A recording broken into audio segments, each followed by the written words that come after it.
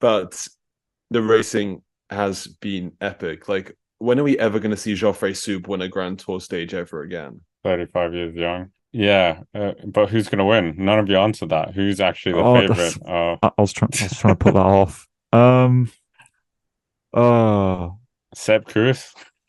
I mean, honestly, it's not even out of the question. I think that at the moment Roglic looks strongest, so I will probably say that I will say that Roglic will win, despite the fact that my prediction way at the start in our preview, I don't think he was even on my podium. But things change, people. The world has been chaotic, and Roglic has surprisingly got, he's actually one of the strongest in this race. It's not surprising, but he seems a little bit better than Vingegaard at least, and that wasn't entirely what I was expecting. So I'll go with Roglic. I am also inclined to say Roglic. I think he's been. I mean, I said this in the Giro as well. Like, Times change. sorry. Well, we'll say that, and Vingegaard will bounce through later on in the race. But both of them seem really relaxed. Like, they seem so chill. Like, they're so comfortable. And Roglic in Spain, I think maybe I forgot about this because last year we all know the Fred Wright thing, and we kind of had that overshadowing Roglic in Spain. But he's so good at the Vuelta.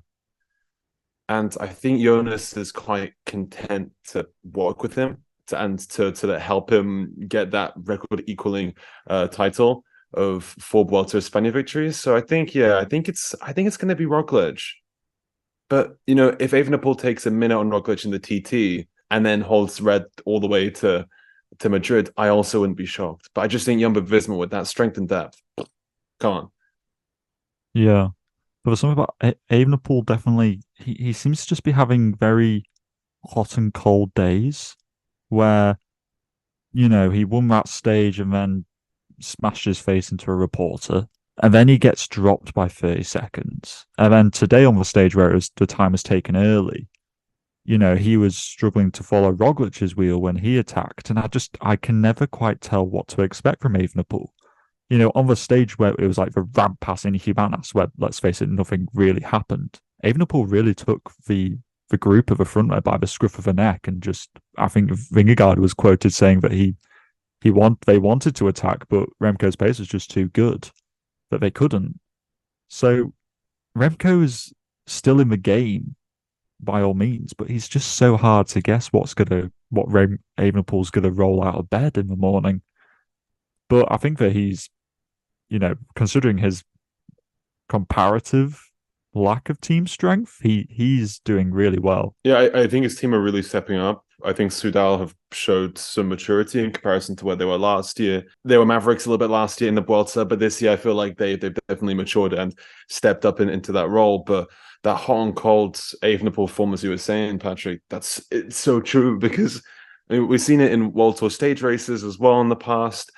And even at last year's Vuelta, there were a couple days where Evenepoel was really cold and he lost a minute and a half to Roglic. So with a really, really strong Jumbo-Visma squad this time, they might really, really take advantage of one of these cold Remco days. And if he's on a good day, surely either Jonas or Primoz is going to be right up there. I just feel Yeah. like that strength and depth, even Attila Valter, I think, has really stepped up to the plate. Jumbo, it just makes so much sense for them to win this. I mean, even UAE had three guys up there on that climb where Remco was bossing the field. Yeah, it is a shame though. It feels like Remco's just missing that one man. And maybe we'll talk about next season who he could get, but like, or will get. But yeah, it's almost like he's gonna have to win the Vuelta by himself if he's gonna do it. And I just don't know against that, yeah, Jumbo machine if he can actually do it.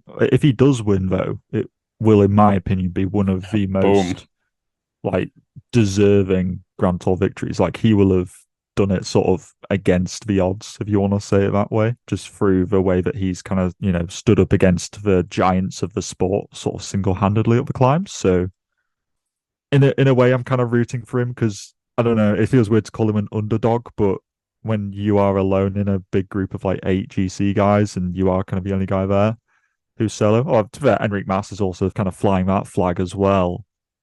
I'm kind of rooting for those guys a little bit more than the juggernauts of the sport. Notice how nobody's mentioned Ayuso. but he's looked really good so far in this Vuelta. Could he legitimately be a contender? UAE been looking good. I think Mm, Soler has really impressed me in this Vuelta. And also Enric Mas. I mean, Mas finishing on the podium would also be very logical. He's been super consistent again. yeah. I feel like it has been quite close actually so far. Although there's this there is Jumbo-Visma are probably ahead in the kind of battle. It is still quite nip and tuck at the moment. Even when Roglic and Vingegaard rode away, they only put something like 10 seconds into a Uso. They only put, 15 or something into Mass and Brooks. It wasn't that a like kind of landslide of a victory. Evenepoel lost 30. And it's not like a 2 minute gap. The race isn't over, which is still making the Vuelta well worth tuning into. Sometimes the race is already over by the first rest day, but that's definitely not the case this time. So the Vuelta may have its chaotic moments in this year, but it's providing some very entertaining GC battle. And yeah, the top 10 is just very hard to predict as to who's going to come out on top, even still. Adding to that as well, we still have people left over from the breakaway on that day won by Sepp Kuss. Like Landa still sits inside top 10, who he gained a load of time on that stage. And Kuss has been still leading this race overall. So that also adds into it of like, where are they going to finish in the GC? Could Landa really hang on and get a podium at the Vuelta? He's done it in Grand Tours before. We haven't mentioned Vlasov or, well, Brooks briefly, but Bora haven't, yeah. I mean, the field is incredibly strong as well. So, yeah, I can't remember seeing Vlasov at all. I think Vlasov's been. I'm sorry, I know I'm like his cheerleader, but I think like he's been good. He's in that second tier. Like you've got all those guys up in front, like really fighting it out, and then I think he's in that second tier. He'll probably finish maybe eighth, seventh in Madrid in the GC, but he'll have it's a solid Grand Tour for him. That would also complete a trilogy of top tens in Grand Tours for him. And I guess Bora also got that, Lenny Kemner, he got his victory in the Vuelta as well.